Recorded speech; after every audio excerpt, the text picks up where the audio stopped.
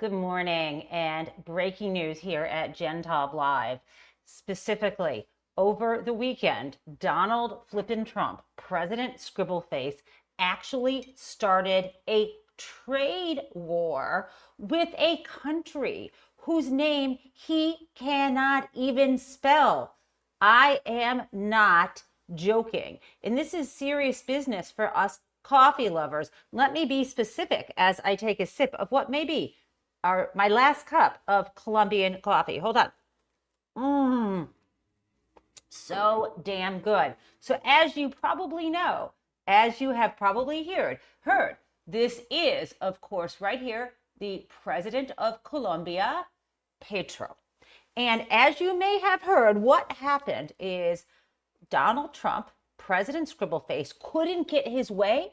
So he immediately imposed a 25% or announced the imposition of a 25% import tariff, meaning everyone in the US, all the businesses who import products from Colombia, and the main two products, my friends, from Colombia that we get are coffee and flowers. Okay, so those would automatically go up by 15%, or we wouldn't be able to source them because maybe suppliers would not want to have to pay that much money. Now, here's the deal. Here's how it happened, because Donald Trump is going to back down. So you need to know the truth of this actually, right? What actually went down is this. Donald Trump and his whole damn MAGA team, including Steve Miller, is engaging in painful and extremely performative deportation theater. And let me just be really clear about this. Yes, they are still deporting people who are here unlawfully. But something people don't want to talk about, Dems don't want to talk about it because they don't want to draw attention to this. And Republicans don't want to talk about this because they don't want to draw attention to this. And the bottom line is this. Under Joe Biden, people were being deported at the same rate as they pretty much were under Donald Trump. And Donald Trump really isn't changing that so far. Now, of course, we know he wants to do terrible things like start these essentially concentration internment camps to round up and separate families. That is extremely different than Joe Biden. I am not trying to make a false equivalency. But what I'm telling you now is the unnecessary showdown that is happening right now with the nation of Colombia is entirely invented. And here's why. Colombia always has been, without contestation, accepting planes from the U.S. that upon which people who are from Colombia, who came here, are being sent back to Colombia. That is something they've been doing, and we have not seen it in the news, guys. And here's why it has not been in the news, is because usually the people on those planes are treated with dignity, like anyone should be. But what happened this weekend is Donald Trump decided, as part of performative theater, to have people on the planes leaving the United States shackled in handcuffs. And this was a bridge too far for the nation of Colombia. And Petro had choice words about this. I mean, they went into a huge social media fight. But the bottom line is, what he said is, we are not your colony, United States. Treat people who come to our country with dignity. Do not put them in chains. Okay, that's the bottom line. But Donald Trump doesn't like to be told no. So he had a flip outfit and said, F you, I'm imposing this 15% tariff. And Petro said, F you back. And I'm increasing our tariffs to 15%. So what that means is, and the suffering would be greater for the people in Colombia because they import more things from us, right? That means either people in Colombia won't get it because the importers won't pay, or they'll have to pay more, right? It's the same thing. It's a needless trade war. Now they're trying to work it out now.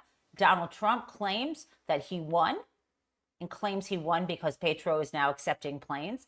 Petro claims he won because he got what he wanted, which is the dignity of the people on the plane. We will hear more about this.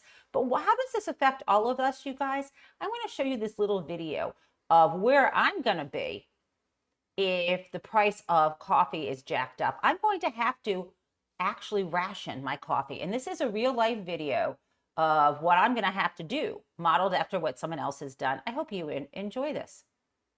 You see, this will be me scooping out the coffee and, you know, doing it in this one of these fancy drip makers so that, you know, that I ration it. You see in a tiny, tiny little cake and some croissants to go with it. Okay, that is so funny. I just love it. Okay, so the other part is, yes, I am not kidding you. They spelled Colombia, the country, like Columbia, the university. This is the United States of America, run by manipulative, malevolent morons. That is true. Manipulative, malevolent morons. I just said that's better than the what was the William Safire statement under nabobs of nihilism or something about he had a Nixon say this. I got to look this up. I know I promised you I would never look myself. I would never look things up. It's nattering. Oh, here we go. It's the nattering nabobs of negativism. That's what William Safire said. And that was something he wrote actually, he wrote it for Spiro Agnew, nattering nabobs of negativism. So it was VP Spiro Agnew, who did not end well, right? Had to step down. But nattering nabobs of negativism, that's not as good as the fact that Donald Trump's entire administration are manipulative, malevolent morons. You heard it here first. I love that. Okay, so what is at the top of the agenda after that breaking news? And it is Lindsey Graham. Why am I telling you that Lindsey Graham confessed? Wouldn't you like to know what he confessed to? I'm sure you would. So Lindsey Graham, as you may know, Lindsey Graham was on television this weekend on the news shows. And Lindsey actually admitted, if you can believe it, that Donald Trump broke the law. And let's be specific.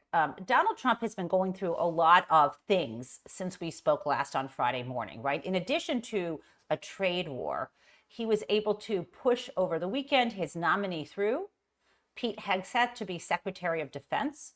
And they needed to have J.D. Vance break the tie. And because, unbelievably, there were only 3 Republicans who were willing to stand up and say no. Absolutely no to Hegseth. And it was very close down to the wire. And unfortunately, Hegseth got through. What else happened over the weekend is, in the middle of the night over the weekend, one morning, Donald Trump announced that he was firing the inspectors general of many of the federal agencies. And the inspectors general inside of the agencies are meant to be independent watchdogs to make sure that people with power, which is always important in any organization, are held accountable, right? Absolute power corrupts absolutely.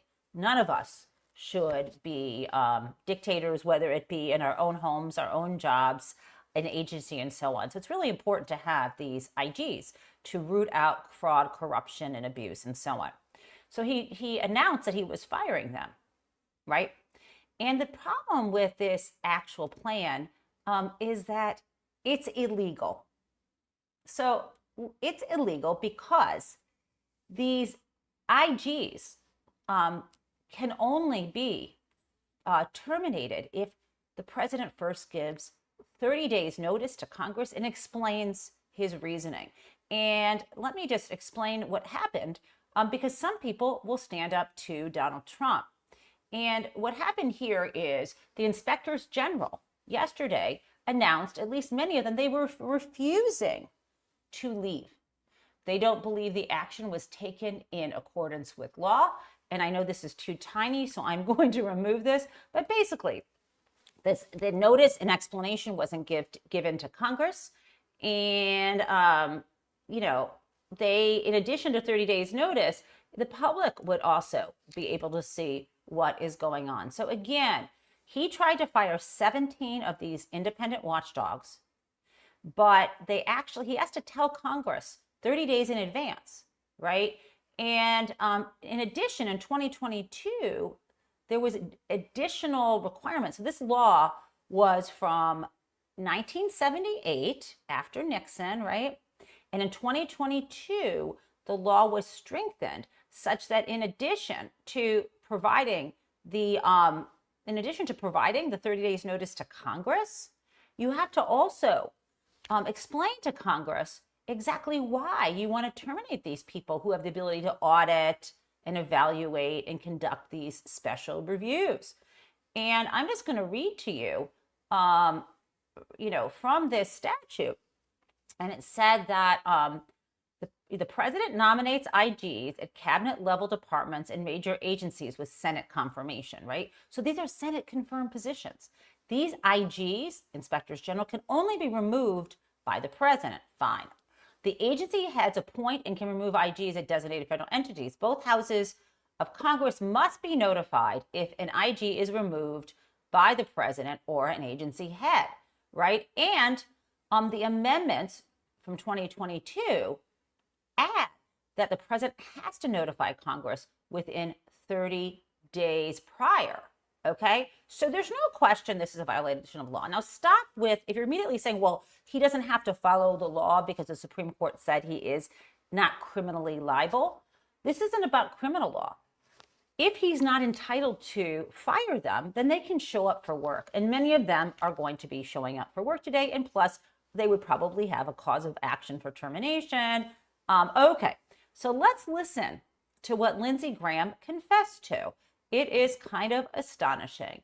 Here we go. And this is with Kristen Welker this weekend. Let's play it. He's supposed to give you 30 days notice. He didn't do that. Do you think he violated the law? Well, technically, yeah, but he has the authority to.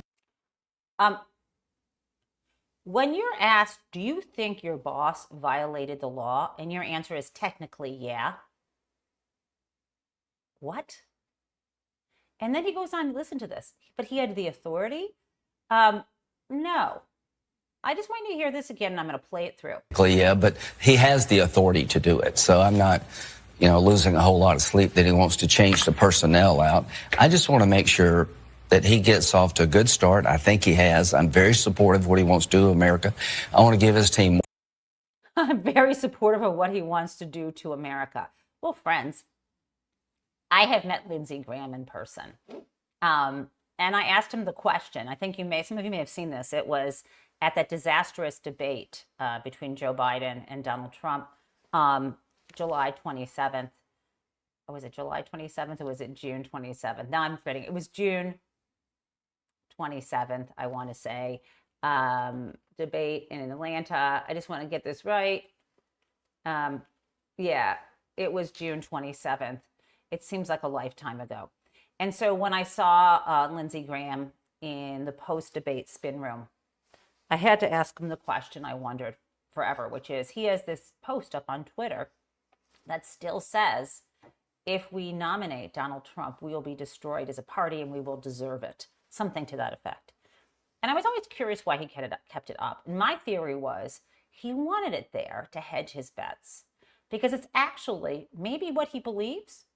And so afterward, when Donald Trump is run out of town on a rail, which doesn't seem very likely anymore, he could always point to that and say, see, I told you. So listen, it's still up there as far as I know, last time I checked. And I told him about it. And here was his answer about that very post. Here we go. I'm going to try to make this as big as I can. I agree with 90% of what he said. Senator Graham, can I ask you a question?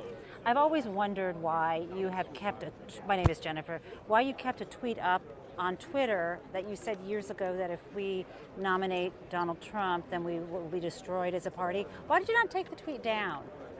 I didn't know I didn't take it down. Okay, now you know.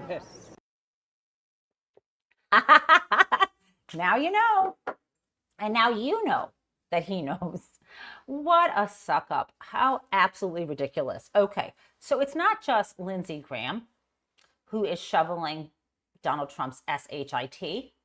It's also a couple other people. And so I want to focus next on JD Vance, because what a flippin' what an absolute suck up. He knows better. He's smart enough not to lie, and yet he still does. So I want to start with you, with JD Vance, because I got a few JD Vance items to share with you. So JD Vance, let's start with when he was asked about the pardons of the people who were violent on January 6, 2020, who helped participate in the insurrection led by Donald Trump, his boss, who, technically breaks the law, according to Lindsey Graham. Let's hear what he had to say in response to whether it was okay to be violent against the police. Remember, the Republican Party is supposed to be the party of law and order and in support of the men and women in blue. Let's play this. An electroshock weapon against a policeman who was dragged out of the defensive line by plunging it into the officer's neck. He was imprisoned, sentenced to 12 years, 7 months. He got a pardon. Ronald Maccabee hit a cop while wearing reinforced brass knuckle gloves, and he held one down on the ground as other rioters assailed the officer for over 20 seconds, causing a concussion. If you stand with law enforcement, how can you call these people unjustly imprisoned? Margaret, you're separating, there's an important issue here. There's what the people actually did on January the 6th, and we're not saying that everybody did everything perfectly. And then what did Merrick Garland's Department of Justice do in unjustly prosecuting well over 1,000 Americans in a way that was politically Is motivated? violence like that against a police officer ever justified? Violence against a police officer is not justified, but that doesn't mean that you should have Merrick Garland's weaponized Department of Justice expose you to incredibly unfair process.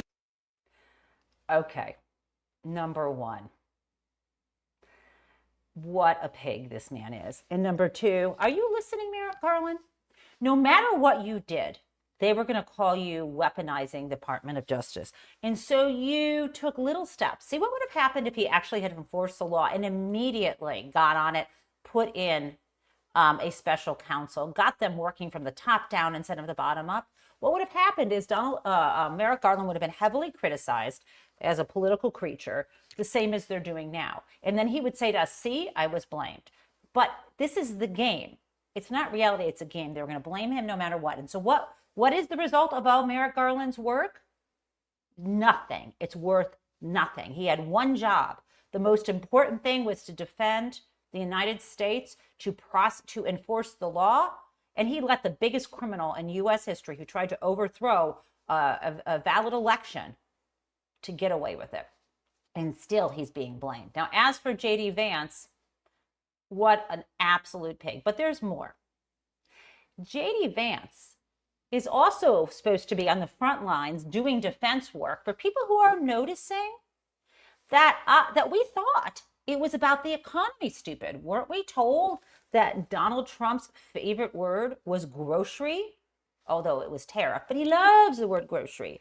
And we were all apparently waiting for prices to go down, and it's something he promised. Now let's listen to what JD Vance has to say about that promise. You campaigned on lowering prices for consumers. We've seen all of these executive orders. Which one lowers prices? We have done a lot, and there have been a number of executive orders that have caused already jobs to start coming back into our country, which is a core part of lowering prices. More capital investment, more job creation in our economy is one of the things that's going to drive down prices for all consumers, but also raise wages so that people can afford to buy the things that they need. If you look at our slate of executive orders, no, Margaret, prices. Okay. Condescending fucking thing he always does. When he's caught, when she says to him, "You're not answering my question," he says her name, Margaret. Margaret, which she should say is JD. I asked you. She should begin her questions instead of saying, so grocery prices aren't going to go down, say, thanks, JD. But so gross, like put him in his place too, but she doesn't. So just listen to this again. All the BS he says, just spitting it out. You campaigned on lowering prices for consumers. We've seen all of these executive orders. Which one lowers prices? We have done a lot, and there have been a number of executive orders that have caused already jobs to start coming back into our country, Really? which is a No. core part of lowering prices. No. More capital investment, more job creation in our economy is one of the things that's going to drive down prices for all consumers, but also raise wages so that people can afford to buy the things that they need. If you look at our grocery prices slate aren't gonna of come executive orders, no, Margaret, prices are going to come down, but it's going to take a little bit of time, right? The president has been president for all of 5 days. I think that in those 5 days, he's accomplished more than Joe Biden did in 4 years. It's been an incredible breakneck pace of activity. We're going to work with Congress. We're, of course, going to have more executive orders, and we're going to try the way that you lower prices is that you encourage more capital investment into our country. And yes, What a misleading, malevolent moron.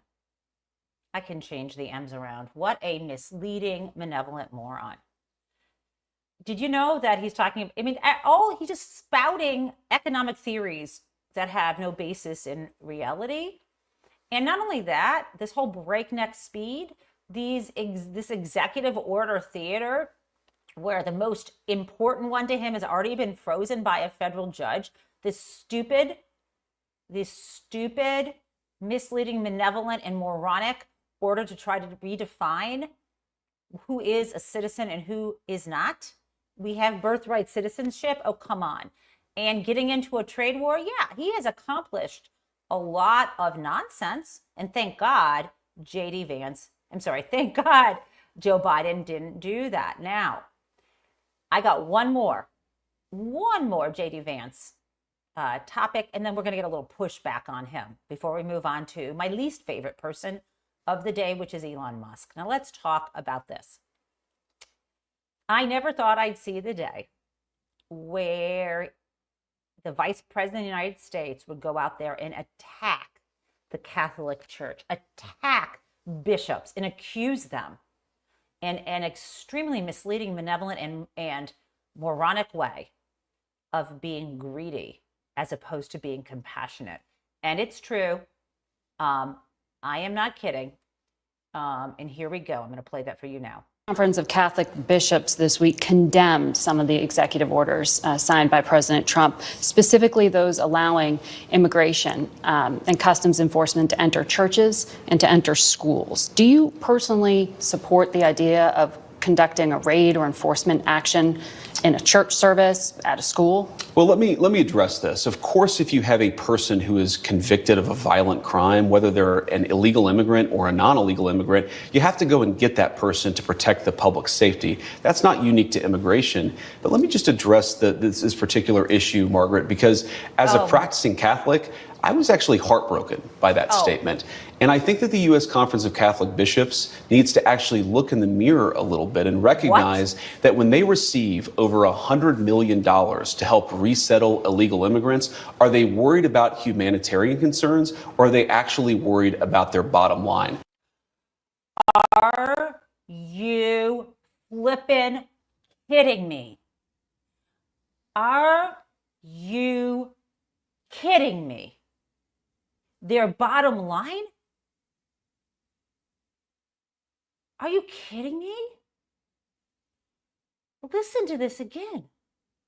Help resettle illegal immigrants? Are they worried about humanitarian concerns, or are they actually worried about their bottom line?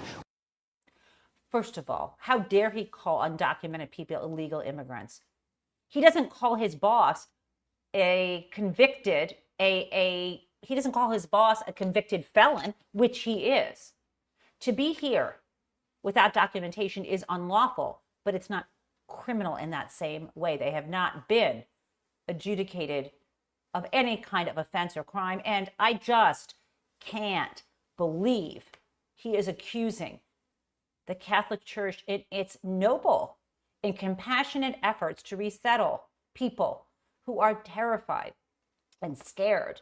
And this is perhaps the closest thing you can do to the nature of any major organized religion, which is to help the stranger, to help people who have so little, and that he is accusing them of greed, of cupidity, of bad motives. I am disgusted with this man. So here's a little pushback. Tammy Baldwin, senator from, I want to say Colorado or Wisconsin, actually. Tammy Baldwin had something to say. And she didn't directly, yes, Wisconsin, of course, she didn't directly address J.D. Vance, but she's speaking to prices and the BS around the lie, basically exposing the mendacity, exposing the malevolency, exposing the moronic behavior of this administration. Here we go. He ran on lowering costs for hardworking families. He ran on things that people are looking to him to deliver. And I think the image at that inauguration of him putting billionaires up there, it shows who he's going to be beholden to, who he's going to be fighting for, especially when it comes to tax legislation. He's going to give trillions of dollars of new tax breaks to billionaires. And how are they going to pay for that? Well, it's going to be at the expense of hardworking Wisconsinites and people across this country. It's true. So she called J.D. Vance out on what's actually going on. He has some bizarre trickle-down theory about how our prices will go down if there's more capital investment, et cetera, et cetera. If you don't enforce the antitrust laws, if you impose massive tariffs in trade wars, if you make the undocumented people here afraid to pick vegetables, and if they leave and they don't pay taxes, or they can't go to their jobs and they don't pay taxes, you are shrinking the economy. So that is a lot of nonsense. Now, I've got even more pushback here. But let me actually, the pushback I'm going to give you is going to be on Elon Musk. So let's talk about Elon Musk and the Elon Musk infection. We can call him President Elon, but he's worse than that. He is the richest man on the planet. He is worth more than $500 billion. And he has no guardrails. And he appears to be heavily addicted or abusive of the drug ketamine. And he is expressing Nazi ideology. He's throwing out Sig Heils right and left, right, I would say. And he was on stage at an event just this weekend, I believe it was. And what he was saying was so vile that the woman next to him literally had to move her chair away so she would be as far away from him as she could. And what he is basically doing is masking his support for a nation state, namely Italy.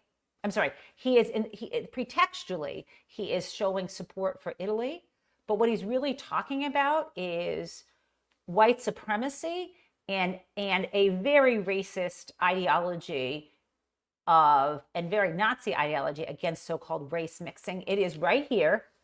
And I'm going to talk about that. And I want to tell you, this is on Donald Trump. President Scribbleface is exactly like this with Elon because he relies on him, not just before the election, but now, and he has not denounced him. He supports this. Let's play it. And by the way, of course, his trying to rip away DEI is part of that. And we'll get to that. Let me play this for you. It is astonishing. I think there is value to a culture, and we don't want Japan to disappear. We don't want Italy as a culture to disappear. We don't want France as a culture to disappear. I think we have to maintain the sort of reasonable cultural identity of the various countries, or they simply will not be those countries. Italy. I'm just going to slide this over. Look what just happened. Okay, here he's talking and he starts to say he doesn't want Italy to disappear. France is a culture to disappear. We have to maintain the reasonable cultural identity. She puts her hand in her, I'm going to put this bigger here. So you see what she's doing here, right? She is disgusted by what he's saying. She puts her head in her hands. And then the man with the microphone pulls, do you see what he does? He pulls the table closer to him, and she sees it, and she slides her chair as close as she can to him as he keeps talking. Let's hear more of what he's saying now. Countries. Or they simply will not be those countries. Italy is the people of Italy. The buildings are there, but really, what is Italy? Italy is the people of Italy. Yeah. First of all, there's no first of all. It's disgusting. It's disgusting. And people should, if you're going to appear on stage with him, I don't know what she said next, but I hope that she denounced that. Now, let me say to you, J.D. Pritzker, governor of Illinois, has something to say about Elon, and I want you to hear it. And we have to remember that Elon and Donald Trump are fully aligned. Neo-Nazis across the United States celebrated when he did that. That should be some indication to everybody about why this is so important for him to call out. Now, what has he followed up with? Jokes about Nazis. Jokes, like it's okay. And then showing up in a video presentation to the far right folks who are the most anti-Semitic in German politics, and and standing up for them and telling them, I'm for you. That's bad for the United States. It's bad for Jews across the world. It's bad for Germany. And President Trump ought to be calling that out. If he doesn't agree with Elon Musk, if he doesn't agree with two Sig Heils at his own rally, and backing a party that backs Nazis, then he ought to say so. Why isn't Donald Trump speaking out? We know why Donald Trump isn't speaking out. And I love that Pritzker is saying this. I think we need to take it to a higher level by not asking him, but by declaring failure to denounce him means he supports it. You don't even have to say that. Why is someone who runs an office in the White House an unabashed Nazi supporter and Nazi? Why? That's what people need to say. But I think they're afraid of, asking why doesn't get you sued maybe for defamation. Maybe they're afraid of Elon Musk. I'm not afraid of Elon Musk at all. He's an awful person. No one elected him to anything. And, if you can't stand up to Nazis, then what is the point of being an American? Now, I have a person of the day. But before I get to the person of the day, I've got some positive news.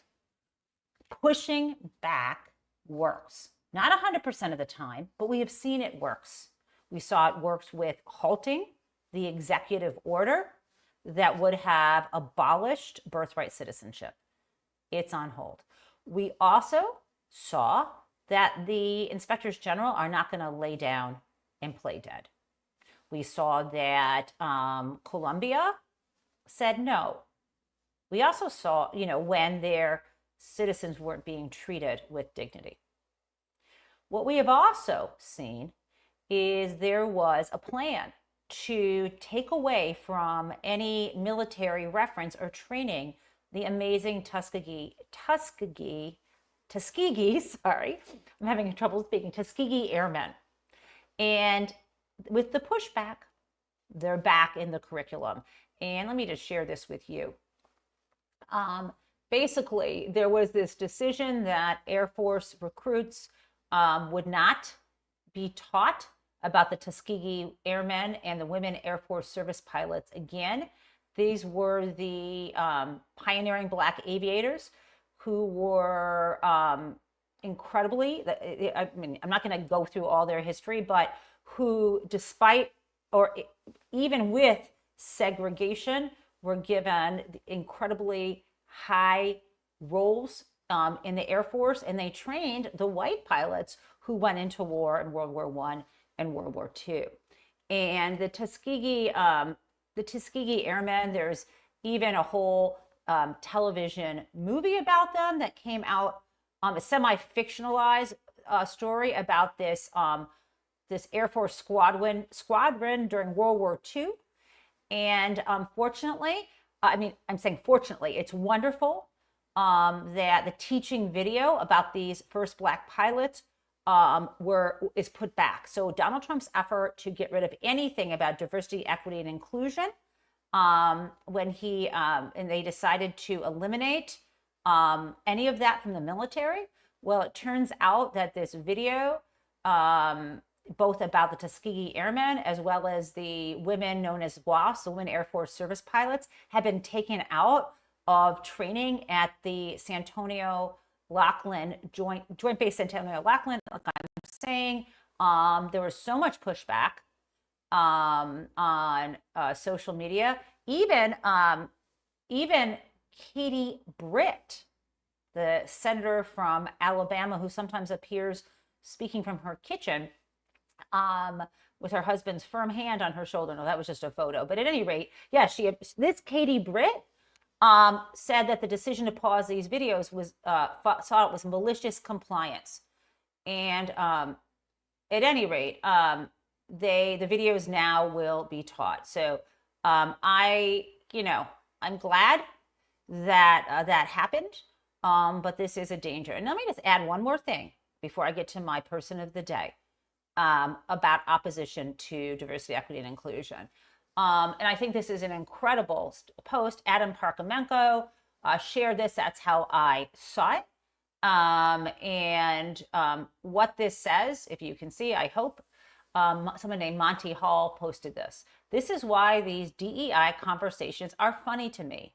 The Black guy, he's looking on the left, right? Austin, Secretary of Defense. The Black guy had to be brigade commander, division commander, corps commander, multinational corps commander, United States Force commander, vice chief of staff of Army, United States Central Commander, get awarded the Silver Star, and be a 4-star general to even be considered for the Secretary of Defense. Meanwhile, the other guy just had to be in the Army.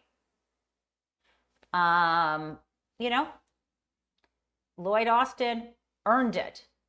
Peg Hegseth was a pretty face on television with a major drinking problem, valid accusations of emotional and physical abuse and assaults, and still, so when you want to talk about diversity, equity, and inclusion as putting people who aren't qualified in spots, what BS. Okay, now my person of the day is Al Sharpton. This is on the DEI topic because he, we think about protests and actions is moving society. Well, there's something else to do to show up for people who show up for us. And he brought hundreds of supporters to a Costco for a buy-in because Costco has been unabashedly in support of diversity, equity, and inclusion. There was recently a shareholder resolution from minority of shareholders. That's how they're done. It could be a small number, it could be a single shareholder who has a certain number of shares. I think it's 1,000 shares or $1,000 worth of stock. There's a threshold before you go to the board and you say, can I get this to be voted on? And if it's a proposal the board likes, they say, we don't need to vote on it. We'll just implement it. Well, they went to Costco saying, we want you to water down or abolish your diversity, equity, inclusion programs at Costco. And the board said, no way. So it went to the shareholders vote last week. And the shareholders, a huge number of shareholders said, no, we want DEI to remain.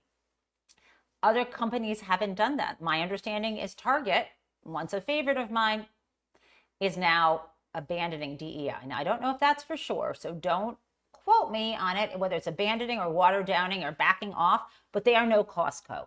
And I haven't been a Costco member in 20 years. I am going to join Costco as soon as I have a chance because I will not step foot in a store that is backing off DEI. So, Michael, want to let you know we're joining Costco. I didn't discuss it with you, but we are. Okay?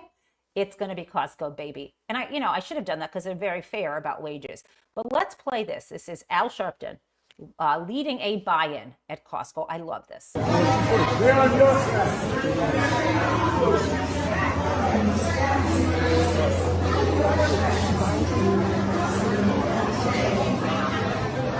Okay, this is how to do it. Let's go. So yeah, we can do this. I'm not encouraging spending money that you don't have, right? But if you need to buy something, oh yeah, it's true. Target, I'm looking here, guys. I'm putting it in the chat. NBC News headline here, Target rolls back DEI initiative, the latest big company to retreat. So I'm putting that in the chat. Target, you won't have a penny. I used to like Target. The Target where I live here has an escalator just for your cart. I get a kick out of that, like I'm a child again. Goodbye, Target. Bye-bye, Target. I'm joining Costco. Ain't going back. Ain't going back. Okay, so that is what I'm going to do. Now, I don't really have anything to buy right now, and I'm afraid of Costco because it's hard to get out of there without those giant muffins and without things that you might not need. But I can be disciplined in the name of diversity, equity, and inclusion. Okay, friends, we're nearing the end of the show, and so you know it is time for Crazy Town. But before I do that, remember, we have the president of the American Federation of Teachers, Randy Weingarten, coming on the show tomorrow at 9 a.m. And I am thrilled because I am now a member of AFT at my university, and who, as a new member of AFT, gets to meet the president. So I am so excited. I've actually met her before at an event in Boston a few years ago, and she is lovely and smart. And of course, I follow her on Blue Sky, but I cannot wait to have her here so she can talk to us about the lawsuit our union is bringing against Donald Trump and Doge, and anything else she wants to tell us about how important it is to support organized labor now more than ever. Let us play Crazy Town. Here we go.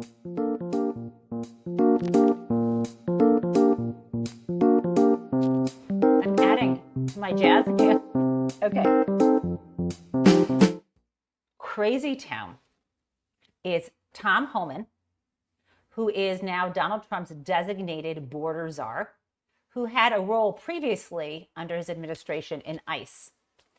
And you are not going to believe this conversation. I'm playing it all the way through, and I will just make eye expressions so I don't have to talk over this nonsense, this misleading, malevolent, moronic man. Avoid arrest. What criminals are hiding in schools? Look, middle schools, elementary schools. You going to go into those? How many MS-13 members are the age of 14 to 17? Many of them. So, look, if it's a national security threat, public safety threat, and what you need to understand is a case by case. Name another agency, another law enforcement agency that has those type of requirements that they can't walk into a school or a doctor's office or a medical campus. No other agencies have those standards. These are well-trained officers with a lot of discretion, and when it comes to the sensitive location, there's still going to be supervised review. So it's not like it's an open issue, but ICE officers should have discretion to decide if a national security threat or a public safety threat's in one of these facilities, then there should be an option for them to make the arrest. But someday you could go into those schools and grab people who are just in the country illegally. On a case-by-case basis, depending who they are, what the circumstances are. Misleading, malevolent, moronic man. That is